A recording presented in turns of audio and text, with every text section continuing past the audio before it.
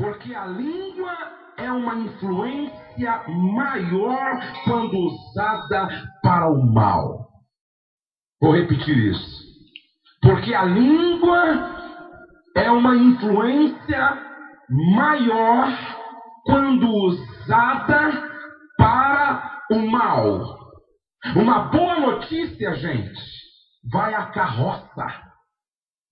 Uma boa notícia vai a pé.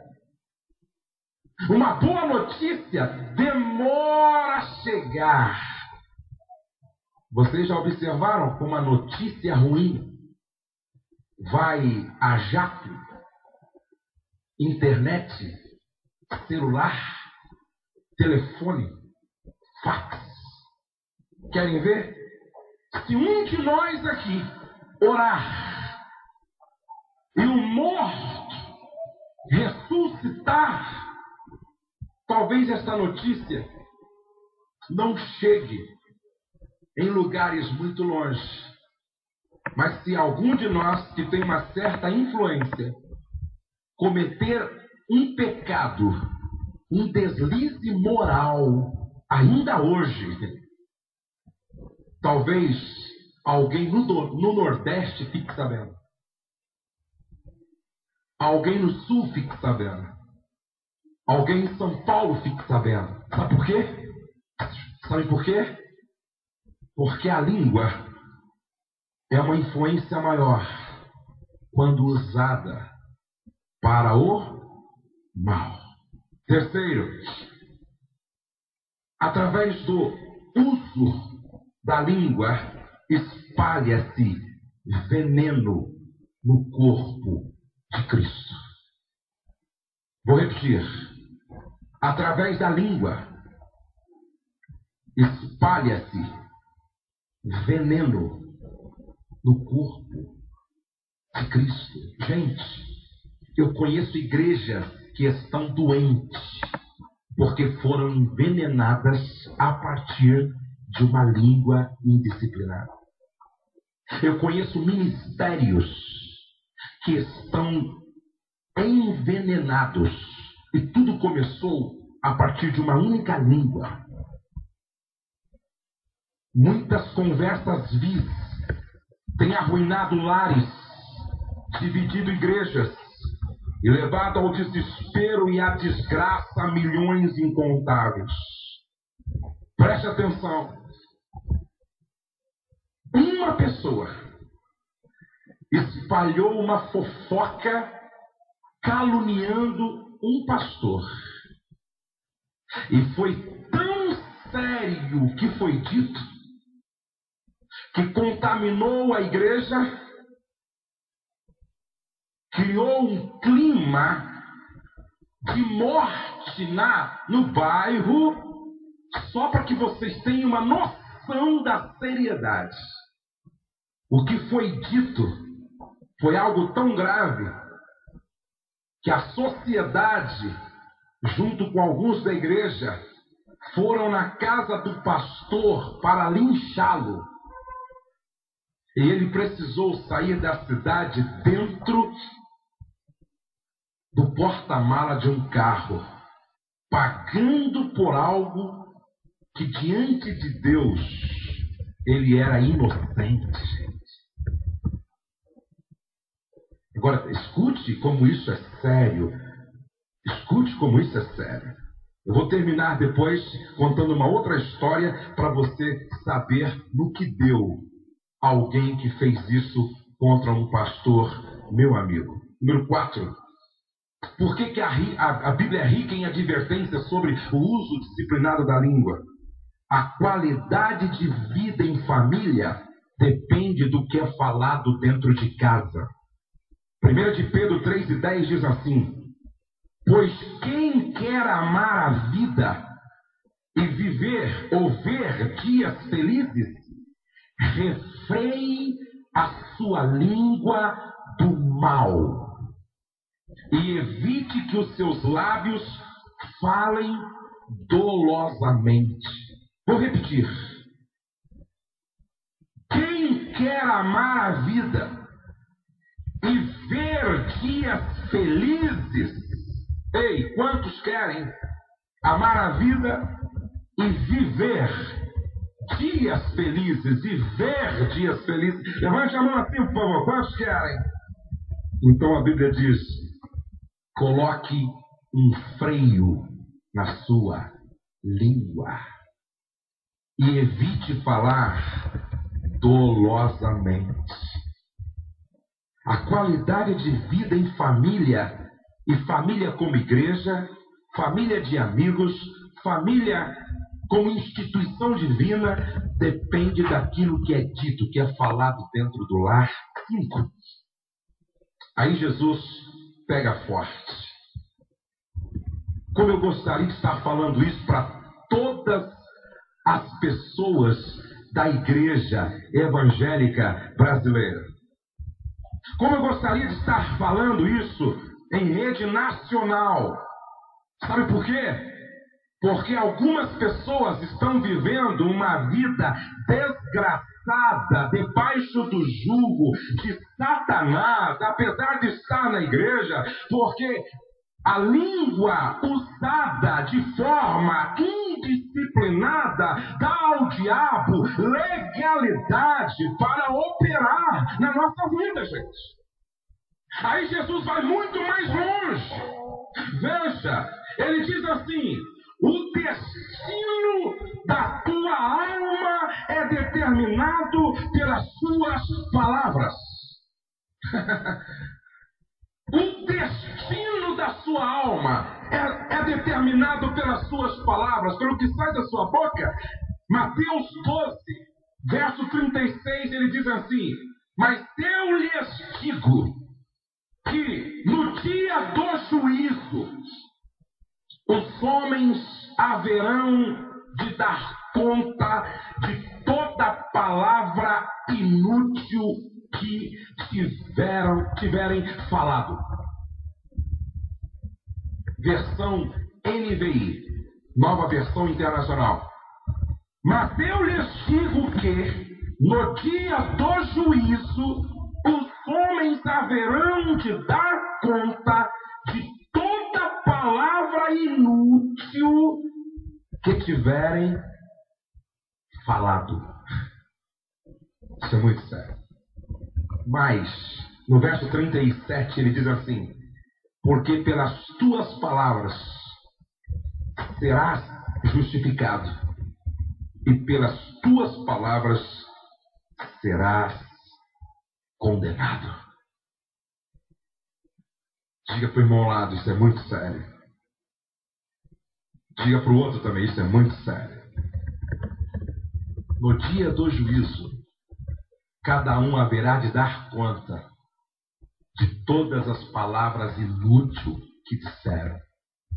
Pelas tuas palavras serás justificado ou serás condenado. Ou seja, o destino da minha alma depende daquilo que vem saindo da minha boca. Queridos, em nome de Jesus, não abra a boca para falar aquilo que é torpe, doloso, imoral, aquilo que é blasfêmia. O Douglas me disse uma coisa interessante. O americano acha algo muito estranho quando ouve o brasileiro falar o nome de Deus de forma tão leviana, de forma tão leviana. Ponto de número 6. O estado da sua alma depende do que sai da sua boca. Por que a Bíblia é rica em advertência sobre o uso disciplinado da língua?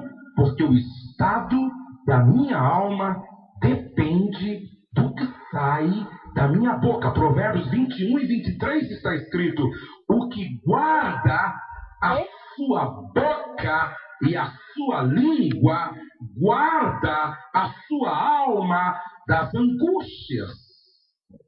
Quem passa o dia só falando sobre caos, como a sua alma vai estar à noite?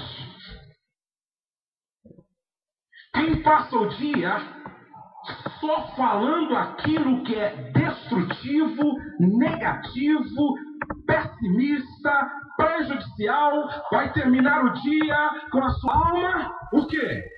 Amarga, angustiada, aflita. O estado da minha alma depende do que sai da minha boca. A Bíblia diz: o que guarda a sua boca e a sua língua, guarda a sua alma das angústias. Ponto de número 7. Porque a Bíblia é rica em advertência sobre o uso disciplinado da língua. Porque a autenticidade da minha religião se manifesta através do que eu falo. A autenticidade da minha religião se manifesta através do que eu falo. Tiago 1,26 diz assim: se alguém supõe ser religioso, deixando de refrear a sua língua, antes enganando o próprio coração, sua religião é vã.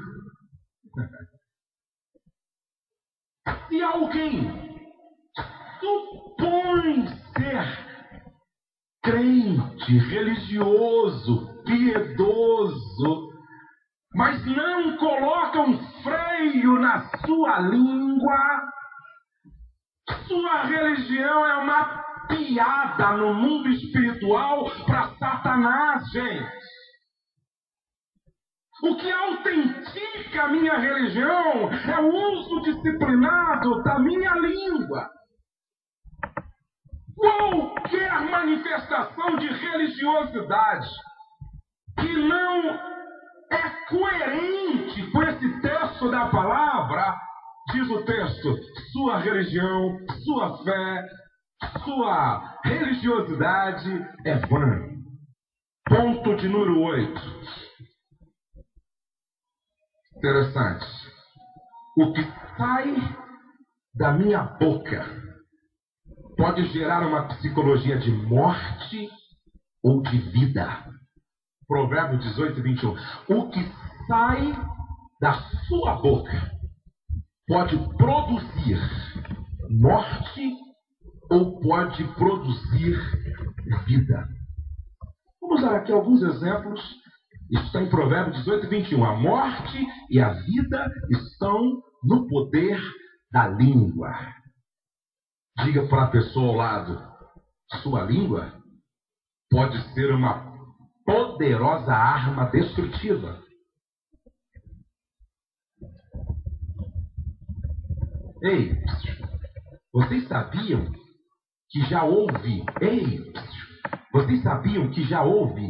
instituição financeira que quebrou de um dia para o outro por causa de uma fofoca espalhada no mercado financeiro? Houve um banco que foi vítima de uma fofoca no mercado financeiro e no outro dia todos os clientes sacaram o dinheiro nele depositado. Quebrou o banco.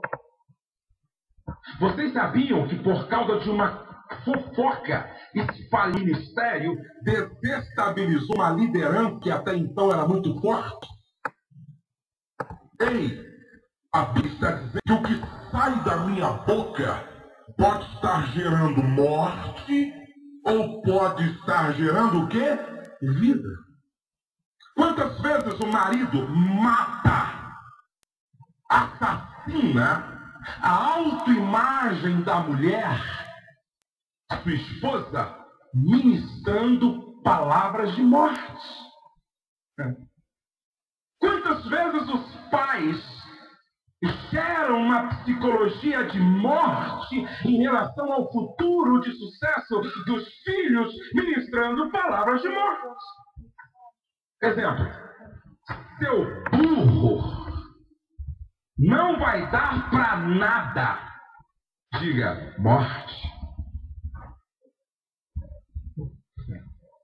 Eu conheço um pastor que de tanto os pais falarem que ele tinha cara de louco, cara de pessoas malucas, que ele passou a olhar no espelho e se ver como um debilóide. E para ele ser liberto disso, foi a base de muita oração, muita leitura da palavra, muita ministração contrária. Ei, há um poder enorme no que você fala. Se você não tomar cuidado, na brincadeira, você pode ministrar morte na vida de um amigo. Você pode ministrar morte na vida de uma criança. Você pode ministrar morte na vida de um casal. Você pode ministrar morte na vida do seu marido. Você pode ministrar morte na vida da sua esposa. Escute, por que a Bíblia é rica em advertências em relação ao uso disciplinado da língua? Porque o que eu falo ou gera morte ou gera vida. A minha esposa está presente e eu posso falar isso com muita liberdade. Eu nunca chamei um filho de burro. Eu nunca chamei meus filhos nem de bobo. Eu nunca disse para o meu filho, mesmo que tirasse nota baixa na escola, seu burro, não vai prestar para nada, não vai dar em nada, nasceu para ser catador de lixo em algum lugar, na rua da cidade, nunca! Gente, eu sei do poder que há nas minhas palavras.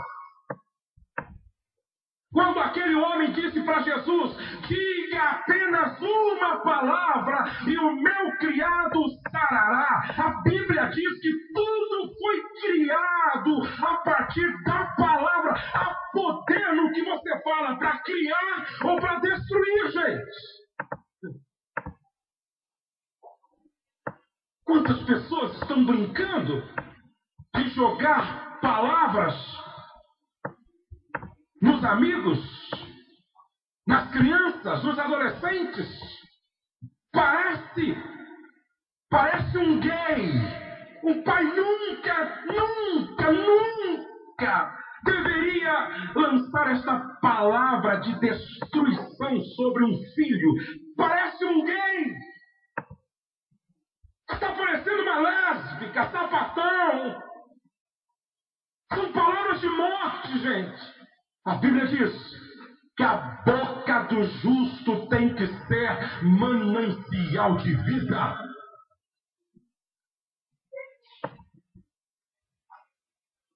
Número 9. Mateus 15:11 diz que palavras podem contaminar como um vírus. Foi Jesus quem disse que o que contamina não é o que entra pela boca, mas o que sai em forma de expressão verbal. 10. Porque a Bíblia é rica em advertências sobre este assunto. O que sai da sua boca revela o que está no seu coração. Ei, quer conhecer o que está no coração de uma pessoa? Deixa ela falar. Passe um dia deixando ela falar e você ouvir. Com 15 dias você faz uma leitura completa do que vai no coração dela, porque foi Jesus quem disse em Mateus 12:34, a boca fala do que há em abundância no coração. Ei, irmã, ei, irmão, lembre-se, quando você estiver falando no telefone, quando você estiver à mesa com alguém, quando você estiver numa rodinha, cuidado com o que você fala, porque ao falar, você está abrindo o teu coração para os outros.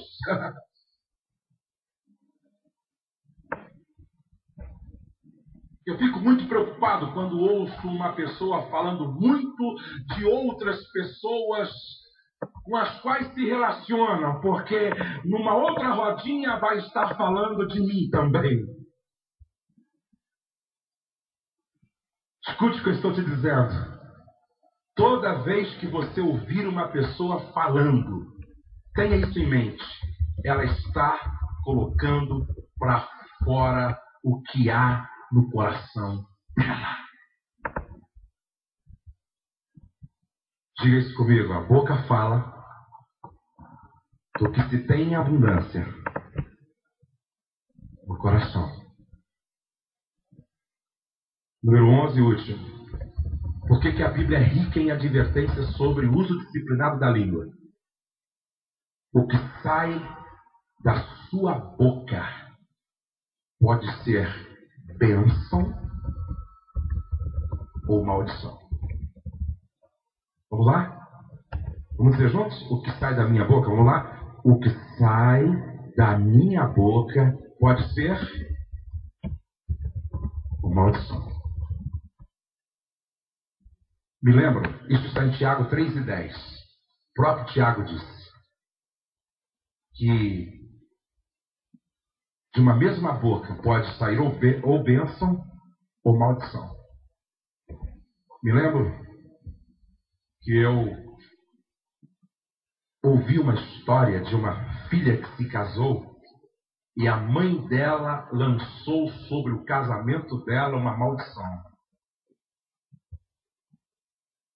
Lançou sobre o casamento dela uma maldição.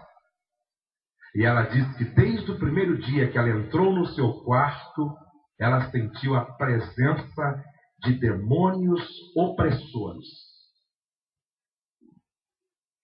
Isso é terrível. Quando você casar, você vai ver. Já ouviu mães dizendo assim? Na hora do nervoso, na hora da raiva, quando você casar, você vai pagar. Isso é maldição, gente. Isso é maldição. Não quero nem ver o que vai acontecer com você. Isso é maldição.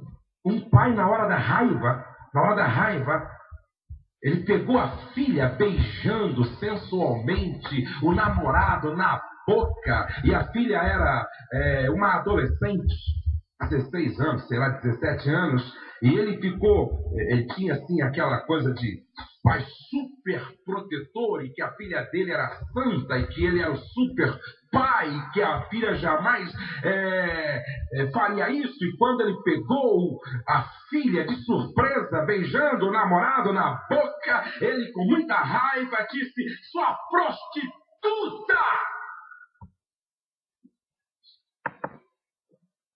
Sabe o que aconteceu? Daquele dia em diante, essa moça passou a ser perseguida por um demônio chamado Pombagira. E ela conta que ela se deitava com desejo de se entregar para os homens. Ela tinha sonhos se prostituindo e ela começou a entrar em estado de desespero, sem saber o que fazer.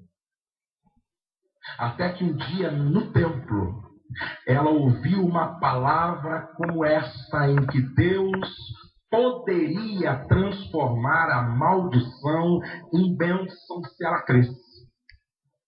O pastor pregou de que era possível, sim, ela passar por um processo de libertação, porque Deus tinha poder para quebrar a força daquela ministração maligna do pai. Ela abre o coração para o pastor, diz o que aconteceu, entendeu que aquele sentimento, aquele desejo começou a partir daquela palavra do pai. O pastor ministrou sobre ela e ela foi liberta naquela noite. E por misericórdia, aquela filha não se tornou uma prostituta. Diga para o irmão ao lado: o que sai da sua boca pode ser bênção ou maldição. Cuidado com o que você fala para os teus filhos, para os teus irmãos, para os teus amigos, para a tua família. Quantos podem dizer amém? seu cachorro, alguns dizem, sua besta. Ei, não, não. Isso nunca deveria sair da boca de um pai, de uma mãe. Nunca deveria sair da boca de um marido, de uma esposa. Escute. Parece-me que foi o pastor Jorge Linhares quem contou essa experiência. De um marido que chegou em casa, ele era ginecologista. Sentou no sofá, pegou o jornal, estava lendo. A esposa grávida chega e encosta a barriga no ombro dele e começa a afagar o cabelo dele. E ele, muito cansado e estressado, lança uma palavra de morte. Dá um empurrãozinho sutil nela e diz assim: hoje eu estou com nojo de mulher grávida. Ele tinha cuidado de tantas grávidas que chega para a esposa, empurra ela sutilmente e diz, com aquele ar de desprezo: eu estou com nojo de mulher grávida. Diga para o irmão ao lado: fale menos do que você pensa, para não correr o risco de amaldiçoar. Você que está me assistindo aí, fale menos do que você pensa. Pelo contrário, você corre um sério risco de gerar uma psicologia de morte nos filhos, no casamento, na família. Ei, com pouco tempo, eles estavam assinando o divórcio. Causa. Olha como isso é forte. Estou com nojo de mulher grávida. Ela ia passar a roupa e aquilo ficava na mente. Estou com nojo de mulher grávida. Ela ia fazer a comida para ele, não conseguia mais. Estou com nojo de mulher grávida. Ela ia preparar alguma coisa para ele. Estou com nojo de mulher grávida. Ou seja, ele lançou uma palavra de maldição que gerou uma psicologia de morte do casamento. Se vocês estão me compreendendo, digam amém. Como identificar pessoas com a língua enferma perto da gente? Como identificar pessoas com a língua carregada de veneno dentro da igreja? Como? Escute, diga-se comigo: palavras amargas saem de pessoas amargas. Mais forte: palavras amargas saem de pessoas amargas. Existem pelo menos, deixa eu ver, 1, 2, 3, 4, 5 grupos de pessoas com a língua carregada de veneno mortífero. Número 1. Provérbios 13:1 chama este primeiro grupo de escarnecedores.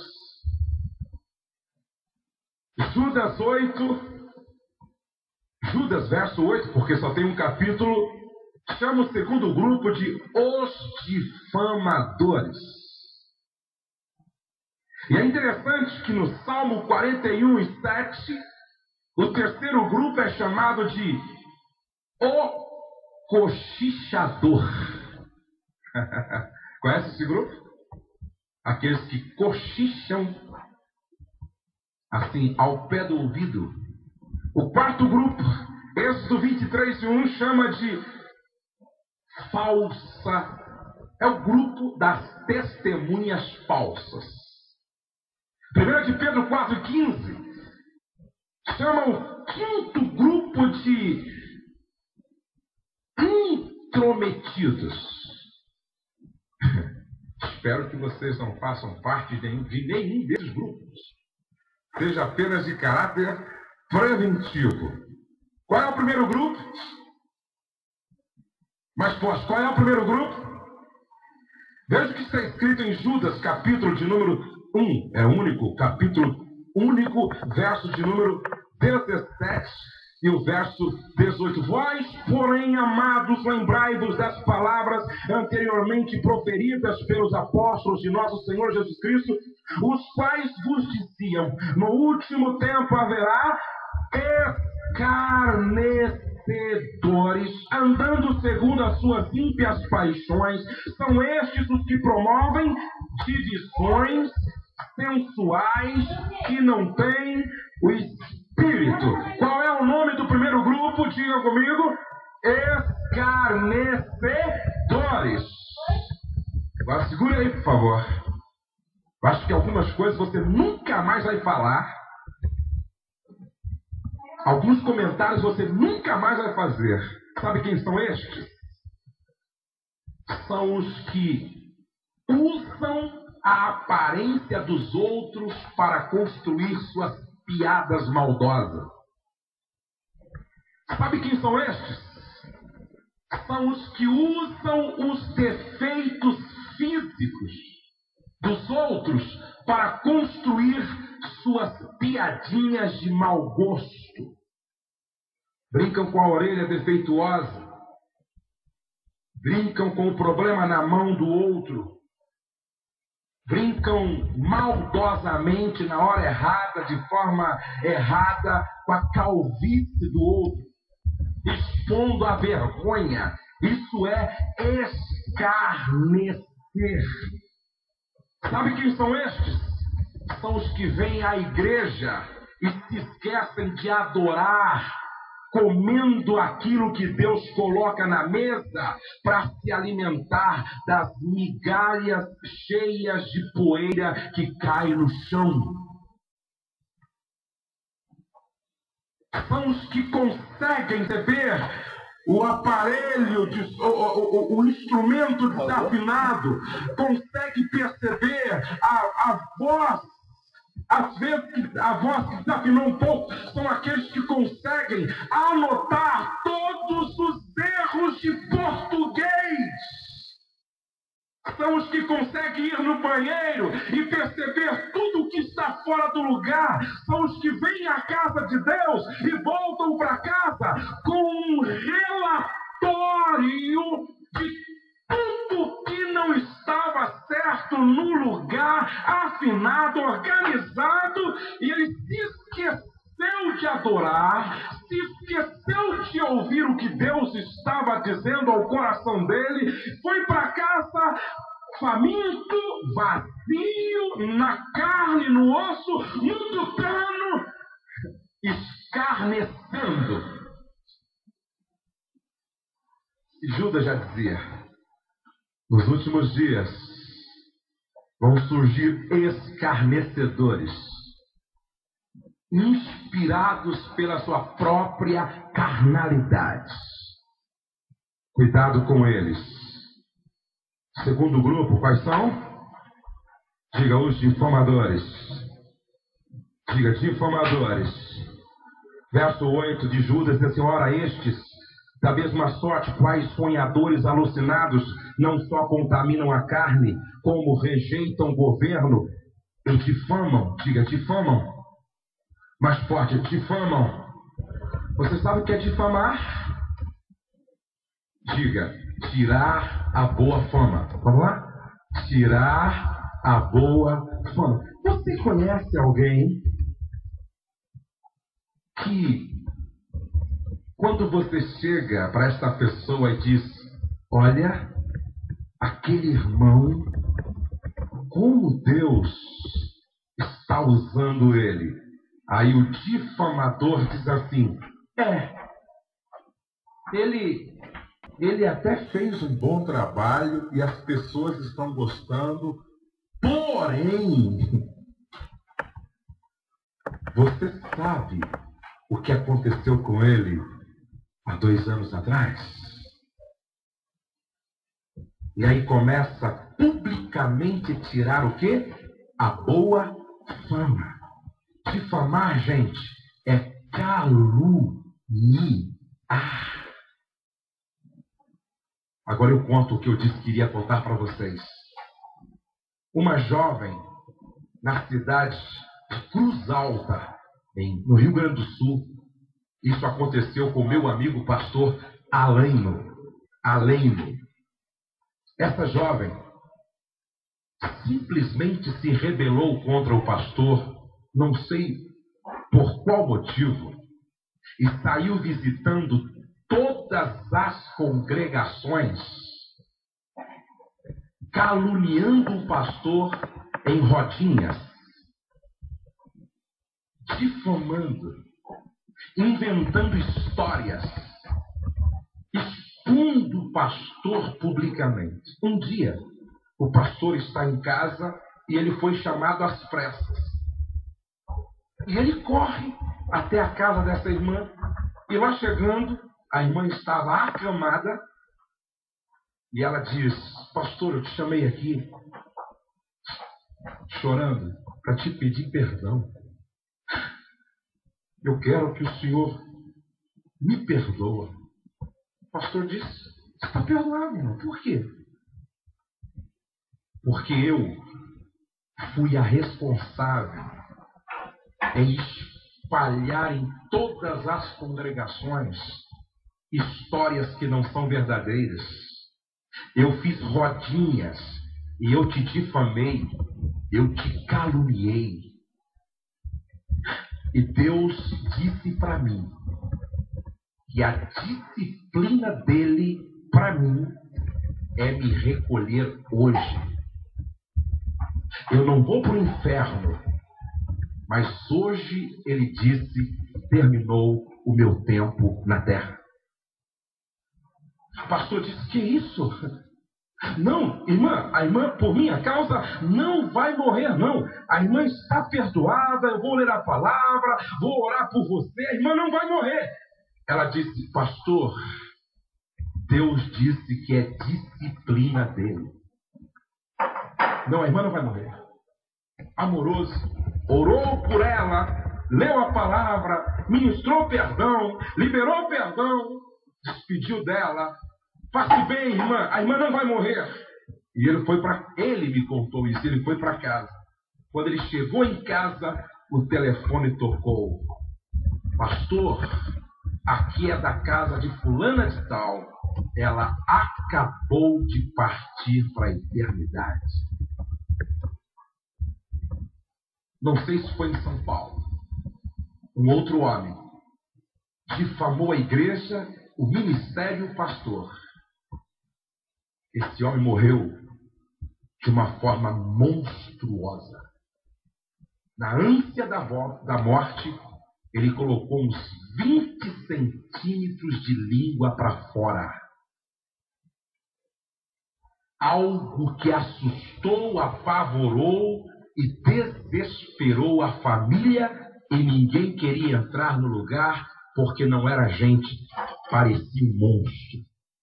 Ei, o que eu estou tentando dizer para você: não brinque de difamar. A Bíblia diz que aquele que encobre a transgressão adquire amor. Mas o que traz o assunto à baila destrói os maiores amigos. Difamar é desacreditar publicamente. Gente, eu fico muito em paz.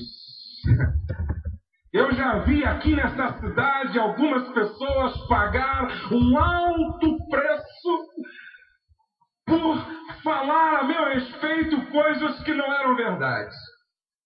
Cuidado, meu irmão.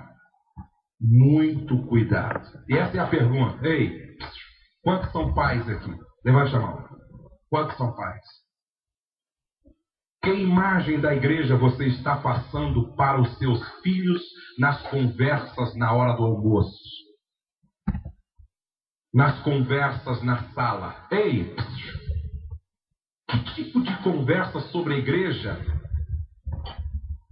acontece dentro do carro, perto das crianças? Escute o que eu estou dizendo. muitas crianças crescem com uma aversão em relação à igreja, porque os pais passam o dia no almoço, jantar e café só falando mal da igreja. Eu louvo a Deus porque um dia eu perguntei para o meu filho Pedro, o que você... Não, eu estava na formatura, na pré-escola com ele, a Rose estava lá, acho que o Douglas, a Letícia estava também, e quando ele trouxe o diplominha de formatura da pré-escola, eu abracei ele, dei um beijo e disse, Pedro, daqui a alguns anos, não vai ser na pré-escola, daqui a alguns anos o pai vai estar numa formatura de uma universidade que você completou e nós vamos estar abraçando o doutor Pedro. Ele olhou para mim e disse, não, pai, doutor Pedro não, pastor Pedro. Ei, alguns filhos não gostam de pastores e nunca vão desejar ser, porque os pais passaram a vida falando mal de pastor dentro de casa. Quero dizer para você que Jesus disse que entre nós tem joio e tem trigo. Promova o trigo na sua casa e deixa o joio por conta de Deus. Se vocês me entendem, digam amém. Eu sempre digo para os meus filhos, a igreja é a noiva do Cordeiro. São aqueles que representam as virgens prudentes. Eu quero que os meus filhos cresçam amando a igreja. E eu quero que os meus filhos cresçam querendo ser pastor, querendo ser bênção na casa de Deus, amando o ministério. Se vocês me entendem, digam amém. E é interessante que alguns filhos de pastores se sentem verdadeiros bodes expiatórios da igreja. Porque alguns não conseguem ver filho de pastor como ser humano normal, igual aos outros. Quantas esposas de pastor têm trauma de ser esposa, são traumatizadas como esposa de pastor, porque não são vistas como se vê as outras. Eu nunca cobrei dos meus filhos para que eles fossem excepcionais, porque são filhos de pastores, porque eles são filhos igual a qualquer outro filho. E como a língua de alguns trabalham bem contra nessa área. Número 3, Salmo 41:7 diz assim, todos os que me odeiam juntam-se e cochicham, cochicham contra mim. Diga, o terceiro grupo é o grupo dos cochichadores. Ei, você conhece alguém que se aproxima para falar assim, no pé do ouvido, e ainda diz assim, ó, querido, dá uma olhadinha. Só nós aqui, eu vou te falar, mas é para orar, hein? Gente, quem quer orar não fofoca. E tem gente fofocando em nome da oração. Ó, fica só entre nós, hein? Mas já falou para 3 lá atrás. Já falou para 4. Língua carregada de veneno que mata. Vou terminar. Êxodo 23:1. Não admitirás falso boato e não porás a tua mão como ímpio para seres testemunha falsa.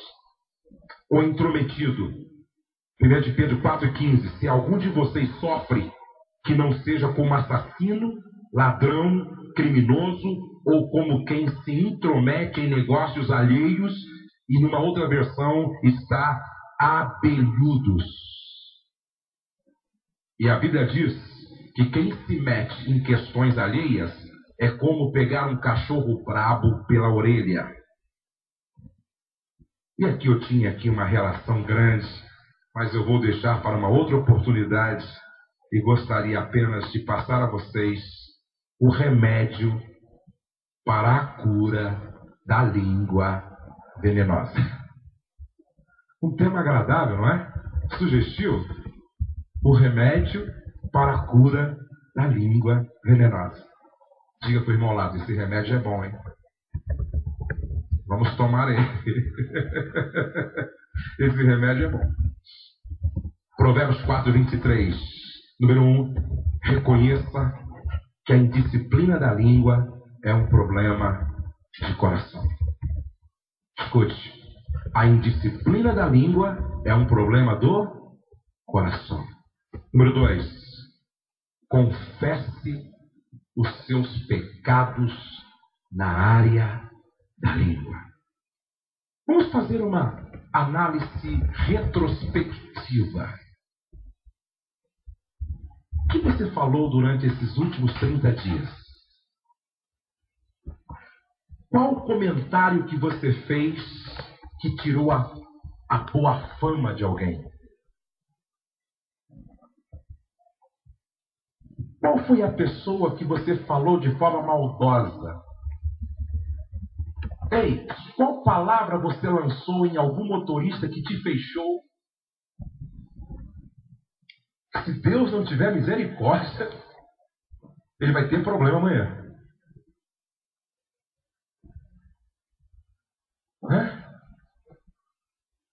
O que foi dito que você entende que não deveria ter sido dito? Primeira epístola de João, capítulo 1, verso 9, fala sobre confessar os pecados. Provérbios 28:13 diz que aquele que confessa e deixa alcança misericórdia, mas o que encobre sua transgressão nunca prosperará. Número 3. Recuse o mal, diga recuse o mal e entregue-se a Deus. A Bíblia diz em Romanos 6, versos 12 e 13, não reine o pecado nos vossos membros. E um deles é a língua. 4. Compreenda por que você tem uma língua. Efésios capítulo 5, verso de número 19. Aos Efésios capítulo 5 e o verso de número 19 e 20 diz assim: falando entre vós com salmos, entoando e louvando de coração ao Senhor, com hinos e cânticos espirituais, dando sempre graças por tudo a nosso Deus e Pai, em nome de nosso Senhor Jesus Cristo. Ou seja, resolva usar sua boca para o louvor e glória do nome do Senhor. Celebrai com júbilo ao Senhor. Bendiz a minha alma ao Senhor, e tudo o que há em mim bendiga o seu santo nome. Ou seja, o que sair da nossa boca deve apenas glorificar o nome de Deus, servir para a edificação do próximo e transmitir graça aos que nos ouvem. Lembre-se de Cristo, seu sumo sacerdote. Hebreus 3:1, Hebreus 10, versos 21 e 23. O que você diz com sua boca pode limitar o que Jesus pode fazer por você no céu. Mateus 18, do verso 15 ao verso 17. Submeta-se à disciplina do corpo de Cristo. Levante-se e fique em pé na presença de Deus nessa hora.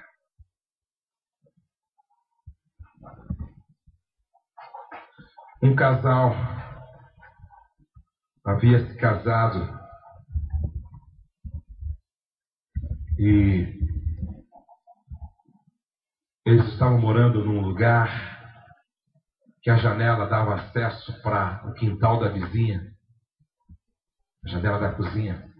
Toda vez que eles, ali logo na lua de mel ainda, bem recente, estavam ainda no período de lua de mel na casa, quando eles sentavam à mesa para tomar café, ela olhava assim para o quintal da vizinha e a vizinha aparecia estendendo o lençol. Aí ela dizia para o marido assim: aquela mulher não sabe lavar roupa. Se eu tivesse um pouco mais de liberdade e intimidade com ela, eu iria dar uma aula a ela para ensiná-la como é que se lava a roupa. Que lençol horroroso. Gente, a língua dessa esposa era tão carregada de veneno que o próprio marido já estava se enchendo dessa conversa. Porque todo dia que eles se sentavam à mesa para tomar café com ela, que a mulher aparecia estendendo roupa, a esposa, recém-casada com ele, dizia: essa mulher é uma porca, relaxada, não sabe lavar roupa. Depois de uns 20 dias, eles estão tomando café e ela olha e diz: eu acho que ela aprendeu, hein? Quem será que ensinou ela? Porque eu não fui. Eu não tive esse tempo de ensiná-la a lavar roupa. Eu acho que ela comprou um sabão melhor, porque agora a roupa dela está limpa. O marido olhou para ela assim: não, querida. Não foi ela que aprendeu a lavar roupa. É que ontem eu resolvi lavar a nossa janela.